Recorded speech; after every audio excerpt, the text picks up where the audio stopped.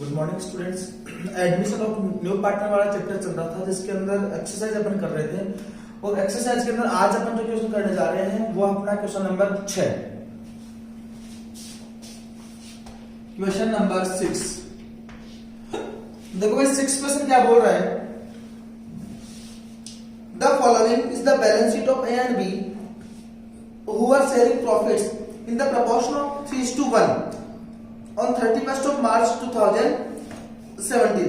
नीचे balance sheet दे रखी है ए और बी की जो 3:1 में लाभों को बांटते हैं, अर्थात दो पार्टनर है अपने लाभों को 3:1 में बांटते हैं। इनकी बैलेंस शीट अपने पास है। अगर अपन बैलेंस शीट को देखें तो कैश आउटलाइन दे रखा है, बीआर दे रखा है, डेटर्स दे रखा है, स्टॉक दे रखा है, ऑफिस फर्नीचर दे रखा है, लैंड एंड बिल्डिंग दे रखा है और एडवर्टाइजमेंट एक्सपेंसेस दे रखा है। देखो भाई खर्चा है, क्या ये अपनी एसेट है? क्या नहीं। खर्चा होने के बावजूद भी इसको बैलेंस शीट के एसेट साइड में दिखाया गया। इसका मतलब क्या है, ये ऐसा खर्चा है जिसको अभी एप्लीकेट नहीं किया गया, राइट ऑफ नहीं किया गया। इसका मतलब ये अपनी कौन सी एसेट है? Fictitious assets. और जो भी फिक्टिशियस एसेट्स कृत्रिम संपत्तियां होती है उनको अपन ओल्ड पार्टनर्स में ओल्ड प्रॉफिट शेयरिंग रेशियो में डिस्ट्रीब्यूट कर देते हैं। आगे चलते हैं लायबिलिटी साइड में। क्रेडिटर्स दे रखे 39,700 के, provision for bad and doubtful debts दे रखा है, रिजर्व दे रखा है। देखो भाई डेटर्स असेट साइड में बोल रहे हैं 16,000 के। डेटर्स को अपन दो तरीके से प्रेजेंट कर सकते हैं, या तो प्रोविजन फॉर डाउटफुल डेट्स को असेट साइड में लेस करके दिखा दें, या फिर प्रोविजन फॉर डाउटफुल डेट्स का सीआर बैलेंस है उसको लायबिलिटी साइड में शो कर दे। बात एक ही है, कोई दिक्कत वाली बात नहीं है। जनरल रिजर्व दे रखा अपना 4,000, उसके बाद में कैपिटल दे रखी है 30,000 और 16,000 रुपए। ठीक है। जनरल रिजर्व को ओल्ड पार्टनर्स में ओल्ड प्रॉफिट शेयरिंग रेशियो में बांटना है, पार्टनर्स कैपिटल अकाउंट के बैलेंस को कैपिटल अकाउंट में शो करना है। They agreed to tax in partnership on 1 April 2017 on the following terms. वो 1 अप्रैल 2017 को सी को नया पार्टनर बना रहे हैं निम्न शर्तों के ऊपर, और वो शर्तें क्या है उनके बारे में हम बात करते हैं। सी will pay 14,000 as his capital and goodwill for 1/4 share in the future profit। सी जो नया पार्टनर आ रहा है वो अपने 1/5 हिस्से के लिए, अर्थात सी जो पार्टनर आ रहा है वो कितने हिस्से के लिए आ रहा है? 1/5 हिस्से के लिए आ रहा है।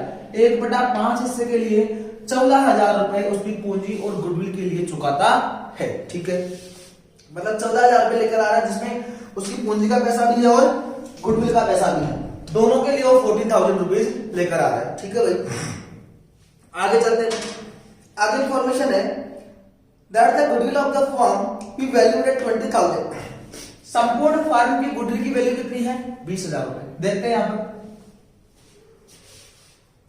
सी द्वारा या सी द्वारा चुकाई जाने वाली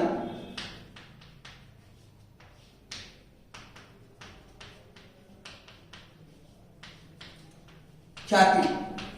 देखो भाई संपूर्ण फर्म की गुडविल कितनी है? 20,000 रुपए। संपूर्ण फर्म की ख्याति 20,000 रुपए। सी द्वारा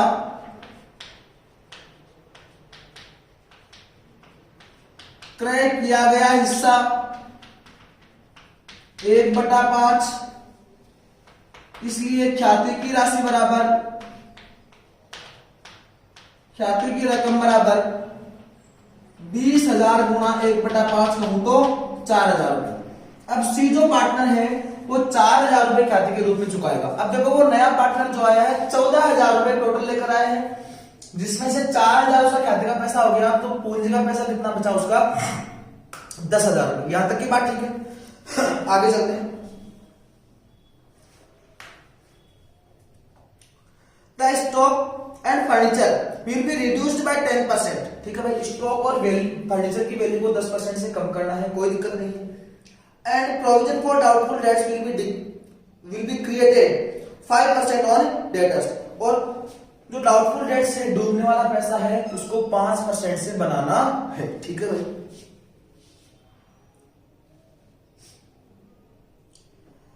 value of land and building will be appreciated by 20%। तो लैंड एंड बिल्डिंग है, इसकी वैल्यू को कितने परसेंट से एप्रिशिएट, मतलब कितने से बढ़ाना है, 20% से बढ़ाना है, ये भी बढ़ा देंगे। That the capital accounts of the partners will be readjusted on the basis of new partners capital। देखो भाई, नए पार्टनर की पूंजी के आधार पर पुराने पार्टनर्स की पूंजी को एडजस्ट करना है, और इसके लिए अगर कोई पैसा कम पड़ता है या ज्यादा रहता है तो वो अपने करंट अकाउंट से एडजस्ट करेंगे। पार्टनर्स कैपिटल अकाउंट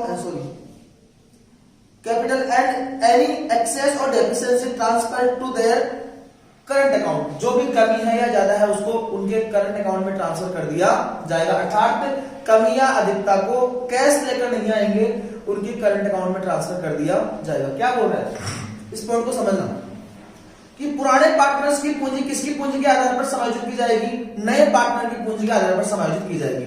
यदि किसी का पैसा कम पड़ता है तो उसके करंट अकाउंट में डाल दो, करंट अकाउंट से चार्ज कर लेंगे, और अगर किसी का पैसा ज्यादा रहता है तो उसके करंट अकाउंट में जमा कर दो। इस तरीके से अपने को एडजस्ट करना है, नगद पैसा लेकर नहीं आ रहे, ठीक है। आगे हम prepare revaluation account, partners capital account and balance sheet of the new firm. अपने को revaluation account, partners capital account और नई फर्म की बैलेंस शीट तैयार करनी है, ठीक है भाई। करते हैं start solve.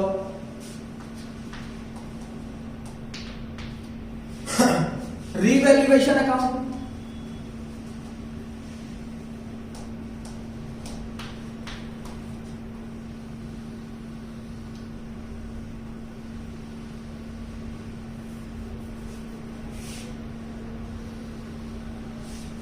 Partners capital account, partner है अपने पास 3, तो 3 खाते बनाने पड़ेंगे, ए बी और सी का।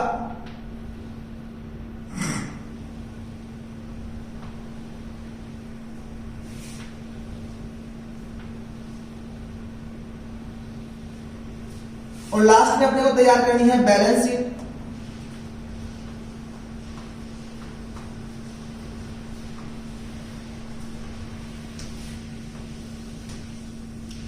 पार्टनर 3 ए बी सी,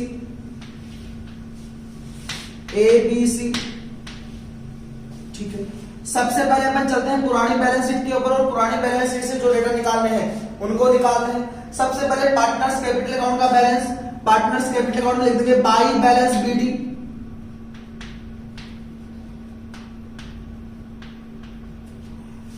ए के पूंजी खाते का शेष है 30,000 और बी के पूंजी खाते का शेष है 16,000। ए के अकाउंट में 30,000 रुपए, बी के अकाउंट में 16,000 रुपए, और सी का कोई ओपनिंग बैलेंस नहीं है। उसके बाद में एडवर्टाइजमेंट लायबिलिटी साइड में देखो जनरल रिजर्व है 4,000 का, इनका आउट प्रॉफिट शेयरिंग रेशियो क्या है 3:1 में बांट लेंगे। जनरल रिजर्व का बैलेंस सीआर है, खत्म करके डेबिट हो जाएगा general reserve account debit to A's capital account to B's capital account, और ए और बी की सीआर में आ जाएगा बाई जनरल रिजर्व। ए के खाते में 3,000, बी के खाते में 1,000, सी के खाते में डैश।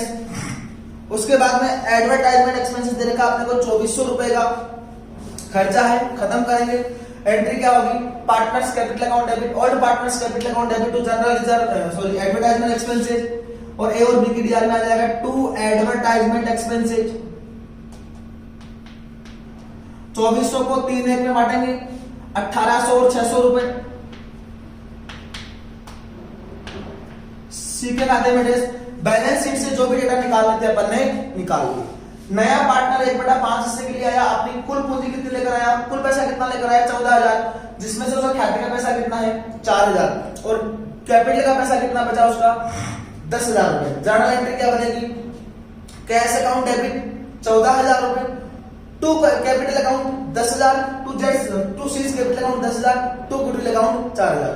तो सी के पूंजी खाते में क्या आ जाएगा बाय कैश अकाउंट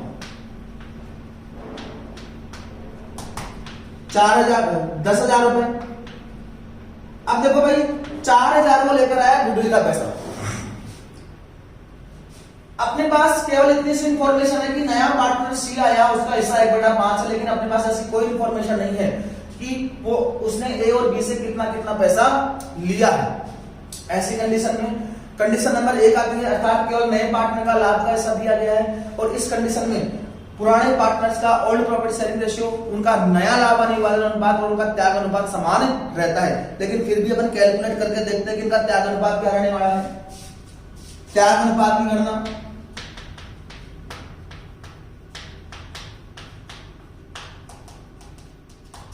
माना कि संपूर्ण फर्म का लाभ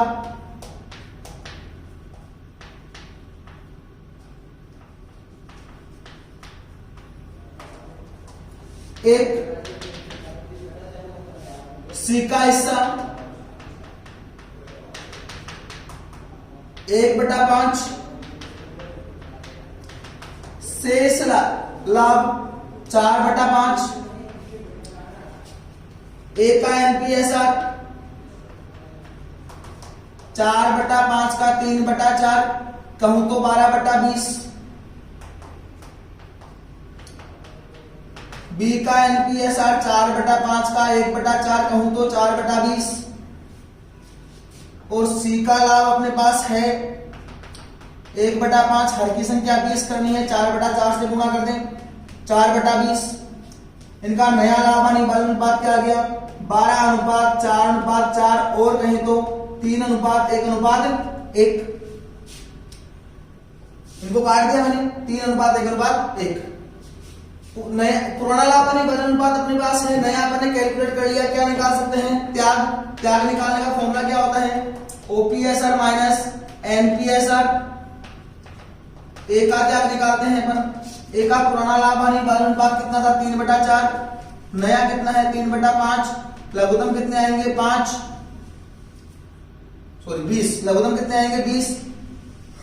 4 का भाग 20 में कितनी बार जाएगा 5 बार, 5 गुणा 3 15 माइनस 5 का भाग 20 में कितनी बार जाएगा 4 बार, 4 गुणा 3 12, 3/20।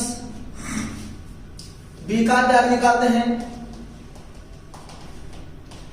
इस बी का पुराना लाभ अनुपात है 1/4, नया कितना है 1/5, लघुत्तम कितने आएंगे 20, 5 माइनस 4 बराबर 1/20 और त्याग अनुपात क्या आ जाएगा इनका 3:1। अर्थात जो नया पार्टनर ख्याति का पैसा 4,000 रुपए लेकर आ रहा है उसको किसमें बांटा जाता है पुराने पार्टनर्स में त्याग अनुपात में। उनका त्याग अनुपात क्या है 3:1। इसका मतलब 3,000 4,000 लेकर आए हैं, 3,000 ए को मिल जाएगा और 1,000 बी को मिल जाएगा।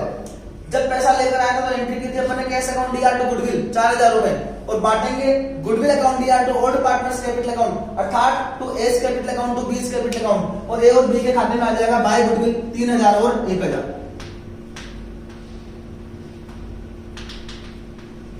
ए के खाते में 3,000, बी के खाते में 1,000, सी के कॉलम में डैश। यहां तक की बात समझ में आई होगी। अब अपने पास जो इंफॉर्मेशन है वो सारी सूचनाएं हैं रिवैल्यूएशन अकाउंट से संबंधित।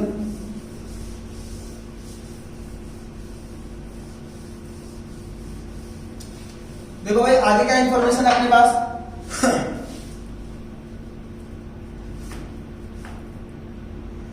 Stock and furniture will be reduced by 10%। ठीक है भाई, स्टॉक कितना है 20,000 का, फर्नीचर कितना दे रखा अपने को 1,000 का, इनकी वैल्यू 10% से कम करनी है। 20,000 का स्टॉक है 10% से कम करना है, 20,000 का 10% होगा 2,000 रुपए। स्टॉक की वैल्यू 2,000 से कम करनी है। संपत्ति है, संपत्ति की वैल्यू कम हो रही है, लॉस होगा, एंट्री बनेगी revaluation account D R to stock account और रिवैल्यूएशन की डीआर में आ जाएगा टू स्टॉक अकाउंट। कितना पैसा 2,000। पुरानी बैलेंस शीट में स्टॉक कितना बोल रहा है 20,000, लेकिन नई बैलेंस शीट में स्टॉक कितना बोलेगा 18,000 क्योंकि 2,000 से स्टॉक को अपन ने कम कर दिया। फर्नीचर के ऊपर की 10% डेप्रिसिएशन उसकी वैल्यू कम करनी है और फर्नीचर की वैल्यू कम होगी, संपत्ति की वैल्यू कम हो रही है, लॉस होगा, एंट्री बनेगी revaluation account D R to furniture और रिवैल्यूएशन की डीआर में टू फर्नीचर। नई पुरानी बैलेंस शीट में फर्नीचर दे रखा आपने को 1,000 का, इसका 10% होगा 100 रुपए और नई बैलेंस शीट में फर्नीचर आ जाएगा 900 रुपए का। आगे चलते हैं। Provision for doubtful dates will be created 5% on debtors. देखो भाई डेटर्स के बारे में अगर अपन बात करें तो कुछ इस तरह से इंफॉर्मेशन है। डेटर्स दर के 16,000 के, पीबीडी दर का 300 रुपए का, इस तरह से प्रेजेंट कर सकते हैं। चाहे तो अपन liability provision for bad debts को लायबिलिटी साइड में शो कर सकते हैं, या अपन ऐसे भी कर सकते हैं असेट साइड में से 1600 का डेटर्स, पीबीडी 300, आउटर कॉलम में 15700, ऐसे भी कर सकते हैं। बात समझ आ रही है? दोनों में से किसी भी तरह से अपन प्रेजेंट कर सकते हैं, कोई फर्क नहीं पड़ने वाला, क्योंकि 16,000 की इधर असेट दिख रही है, साथ में लायबिलिटी साइड में 300 का अपोजिट में बैलेंस आ रहा है, नेट बैलेंस कितना बचेगा 15,700, और ऐसे भी कितना आ रहा है 15,700, कोई फर्क नहीं पड़ने वाला। लेकिन यहां पर इंफॉर्मेशन क्या है अपने पास कि जो डेटर्स हैं उनके ऊपर 5% अपने को provision for doubtful dates create करना है। ठीक है भाई, डेटर्स कितने तरीके अपने को 16,000 का, और 16,000 का 5% कितना होता है 800 रुपए। पहले से अपने कितना बना रखा है 300 रुपए का, मतलब नया कितना बनाना पड़ेगा अपने को 500 रुपए का, अर्थात 500 रुपए से डेटर्स की वैल्यू कम होगी, लॉस होगा। एंट्री क्या बनेगी, revaluation account D R to provision for doubtful debts, और रिवैल्यूएशन की डीआर में आ जाएगा 2PBD 500 रुपए। अब बात करें डेटर्स की, डेटर्स लिख दो 16,000, और सीआर साइड में PBD provision for doubtful dates 800 रुपए का, ऐसे भी प्रेजेंट कर सकते हैं, और चाहे तो डेटर्स में से लेस करके प्रेजेंट कर सकते हैं, बात एक ही है। आगे चलो। Value of land and building be appreciated by 20%। Land and building की वैल्यू दे रखी है 25,000 रुपए, इनकी वैल्यू 20% से बढ़ानी है। 25,000 का 10% 2500 रुपए, और इसका 20% हो जाएगा 5,000 रुपए। लैंड एंड बिल्डिंग की वैल्यू को 5,000 से बढ़ाना है, बढ़ा देंगे फायदा होगा, असेट की वैल्यू बढ़ रही है फायदा होगा, और एंट्री बनेगी land and building account D R to revaluation, और रिवैल्यूएशन की सीआर में आ जाएगा by land and building account 5,000 रुपए। नई बैलेंस शीट में लैंड एंड बिल्डिंग आ जाएगी अपनी 30,000 रुपए की, लैंड एंड बिल्डिंग 30,000। आगे चलते हैं। नेक्स्ट इंफॉर्मेशन अपने पास that the capital account of the partners will be readjusted on the basis of new partners capital account. कोई दिक्कत नहीं है, अब तो लास्ट का काम आ गया। अब देखते हैं भाई पुरानी बैलेंस शीट में से कोई डेटा ऐसा रह गया क्या जो नई बैलेंस शीट में नहीं लिखा गया है। सबसे पहले वो चेक करते हैं। कैश एट बैंक, कैश का काम सबसे लास्ट में करते हैं अपन। बीआर दे रखा है 3,000 का, लिख दो बीआर 3,000 रुपए।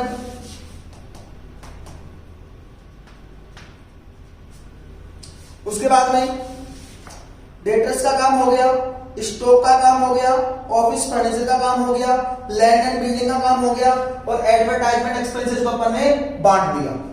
लायबिलिटी साइड देखे तो क्रेडिटर्स करके अपने को 39,700 के लिख दो एज इट इज। क्रेडिटर्स 39,700। उसके बाद में जनरल रिजर्व को अपन ने बांट दिया, और कैपिटल का एडजस्टमेंट सबसे लास्ट में करना है। ठीक है, अब खातों को बंद करने की बात, सबसे पहले रिवैल्यूएशन अकाउंट बंद होगा। देखते हैं रिवैल्यूएशन अकाउंट से प्रॉफिट आता है लॉस। कंडीशन को देखें तो आ रहा है प्रॉफिट अपना 5,000 रुपए, 5,000 रुपए to net profit transferred to partners capital account in all profit sharing ratio A और बी। देखो भाई प्रॉफिट कितना आया अपना 1,400 रुपए का, सॉरी 2,400 रुपए का, और 2,400 रुपए के प्रॉफिट को अगर अपन डिस्ट्रीब्यूट करेंगे 3 के अंदर तो कितना कितना आ जाएगा 1,800 और 600 रुपए। 2 वाला बाई में बाई रिवैल्यूएशन प्रॉफिट ए के खाते में 2,400 रुपए 1,800 रुपए, बी के खाते में 600 रुपए, सी के खाते में डैश।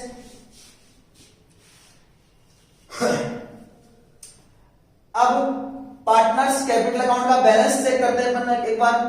बैलेंस चेक करें तो बैलेंस चेक कर सकते हैं, या इसके अलावा अगर अपन पहले कैपिटल अकाउंट का एडजस्टमेंट देखें तो वो भी निकाल सकते हैं। यहां पर करना क्या है अपने को, पुराने नए पार्टनर की पूंजी के आधार पर पुराने पार्टनर्स की कैपिटल कैलकुलेट करनी है।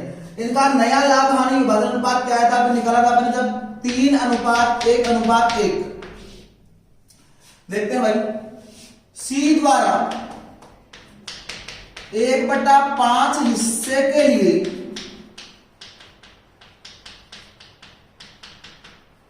लगाई गई पूंजी बराबर, कितनी लगाई है सी ने पूंजी?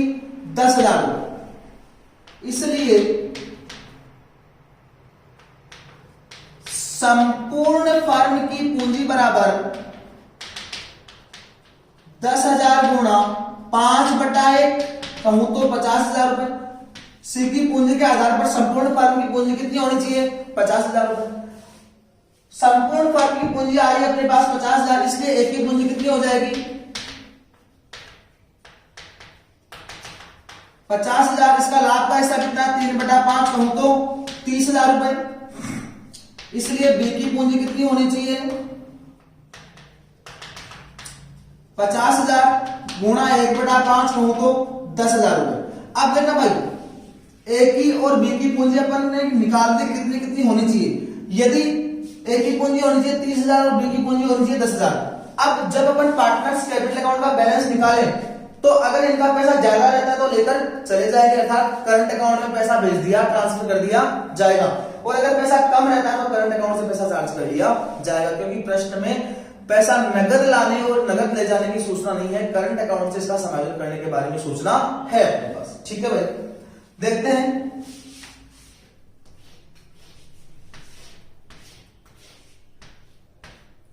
सबसे पहले सी के खाते को देखें, 10,000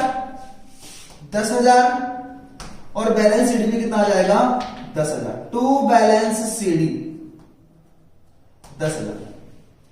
अब ए के खाते को देखते हैं अपन, 30 और 3 33 और 36 37,800। इधर भी कितना? 37,800। 37,800 में से 1,800 गए, कितना बचा? 36,000। देखो भाई, सी ए का जो कैपिटल का बैलेंस है कितना होना चाहिए? 30,000 होना चाहिए, जबकि आ कितना रहा है? 36,000 रुपए, अर्थात 6,000 रुपए ज्यादा है। इसका मतलब एक कैपिटल अकाउंट के बैलेंस को यहां से खत्म करके कहां ट्रांसफर कर दे? उसके करंट अकाउंट में। और जैसे ही ट्रांसफर करेंगे अपनी एंट्री क्या बन जाएगी? अभी 6,000 रुपए इसका बैलेंस ज्यादा है, कम करने के लिए ए का पूंजी का डेबिट कर देंगे, A's capital account debit 6,000 to A's current account 6,000। अर्थात एक पूंजी खाते से 6,000 का बैलेंस अपन ने कहां ट्रांसफर कर दिया? उसके करंट अकाउंट में ट्रांसफर कर दिया। अब कैपिटल अकाउंट में क्या पोस्टिंग हो जाएगी? टू एज करंट अकाउंट या टू करंट अकाउंट। एक के खाते में 6,000, अब एक के खाते का बैलेंस आ जाएगा 30,000 में, क्लोजिंग बैलेंस 30,000 आ जाएगा। इतना ही रहना चाहिए था, अर्थात नए पार्टनर की पूंजी के आधार पर अपन ने पूंजी का समायोजन किया है। ठीक है, फिर बात करते हैं बी के बारे में। बी के खाते को देखें तो देखना भाई, 16, 17, 18,600। इधर भी कितना आएगा? 18,600। बैलेंस कितना ज्यादा रह रहा है? 8,000 रुपए। 600 से 600 कट गए, 18,000 बैलेंस आ रहा है। अब देखो भाई, होना कितना चाहिए था इसका? 10,000। ज्यादा कितना ले रहा है इसका? 8,000। अर्थात बी के पूंजी खाते से 8,000 का बैलेंस उठाकर कहां ट्रांसफर करना पड़ेगा अपने को? बी के करंट अकाउंट में। और अपनी जर्नल एंट्री क्या बन जाएगी? B's capital account debit to B's current account 8,000 रुपए। और बी के करंट अकाउंट में क्या पोस्टिंग हो जाएगी? टू बीज बी के कैपिटल अकाउंट में क्या पोस्टिंग हो जाएगी? To B's capital account. कितना करंट अकाउंट? कितना पैसा? 8,000। अब बैलेंस कितना बचेगा? 10,000। अब तीनों पार्टनर्स की पूंजी उनके लाभ हानि विभाजन अनुपात में आ गई 3, 1, 1, 30,000, 10,000 और 10,000। जो एक्स्ट्रा पैसा था 6,000 और 8,000 अपने कहां डाल दिया? उनके दोनों पार्टनर्स के करंट अकाउंट में ट्रांसफर कर दिया है। ठीक है, देखते हैं अपन कैपिटल ए, बी और सी की 30,000, 10,000 और 10,000। आउटर कॉलम में राशि आ जाएगी 50,000। अगर अपन इधर देखें तो देखना भाई, यहां पर अपन ने करंट अकाउंट में पोस्टिंग की है। अगर एक एक करंट अकाउंट को उठाकर देखें तो एक एक करंट अकाउंट में क्या पोस्टिंग होगी? एक एक करंट अकाउंट में पोस्टिंग होगी बाई एज कैपिटल अकाउंट। एक एक करंट अकाउंट, अगर अपन एक करंट अकाउंट बनाकर देखें यहां पर तो देखना भाई, अपन यहां पर अगर ए का करंट अकाउंट बनाकर देखें, एज करंट अकाउंट, अकाउंट कुछ इस तरह से बनता है। कॉस्टिंग क्या होगी, ए के करंट अकाउंट में बाई एज कैपिटल अकाउंट, कितना पैसा 6000। इस खाते का अगर अपन बैलेंस निकालें तो बैलेंस कौन सा आएगा, सीआर बैलेंस आएगा, क्रेडिट बैलेंस आएगा। टू बैलेंस सीडी 6000 रुपए, और क्रेडिट बैलेंस हमेशा कहां से होते हैं, लायबिलिटी साइड में। इसका मतलब बैलेंस शीट की लायबिलिटी साइड में लिखना पड़ेगा एज करंट अकाउंट 6000 रुपए। ठीक इसी प्रकार बी के खाते का भी सीआर शेष आएगा, उसको भी लिखेंगे अपन बीज करंट अकाउंट 8000 रुपए। और अब लगाना अपने को बैलेंस शीट का टोटल। बैलेंस शीट का टोटल सेम आते ही, एक मिनट, एक कमी छोड़ दी अपन ने, कैश बैलेंस छोड़, असेट साइड में कैश बैलेंस नहीं लिखा, अपन लिख देते हैं। कैश के बारे में बात करें तो कैश का ओपनिंग बैलेंस अपने को दे रखा है 22,600 रुपए का। नया पार्टनर आया, नगद पैसा कितना लेकर आया, 14,000। कहीं पैसा जाने की कोई इंफॉर्मेशन नहीं है अपने पास, तो 22,600 और 14,000 कितना हो गया, 22 और 14 36,600। अब लगाना अपने को बैलेंस शीट का टोटल। बैलेंस शीट का टोटल अगर सेम आ जाता है तो अपना प्रश्न सही है, अदरवाइज अपन ने कुछ ना कुछ कमी छोड़ी है। आ जाओ करते हैं।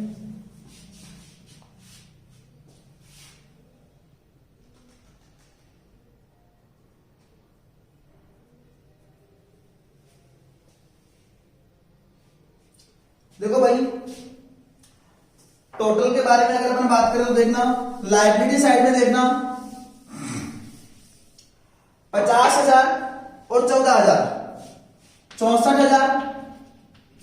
उसके बाद में 39,700 और 800 40,500 005 4 1,04,500। लायबिलिटी साइड का टोटल आ रहा है 1,04,500। अब अगर अपन बात करें असेट साइड के बारे में तो देखना भाई,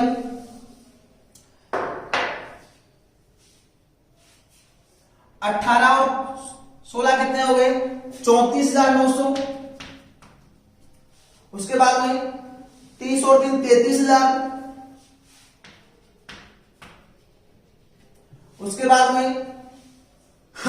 36,600।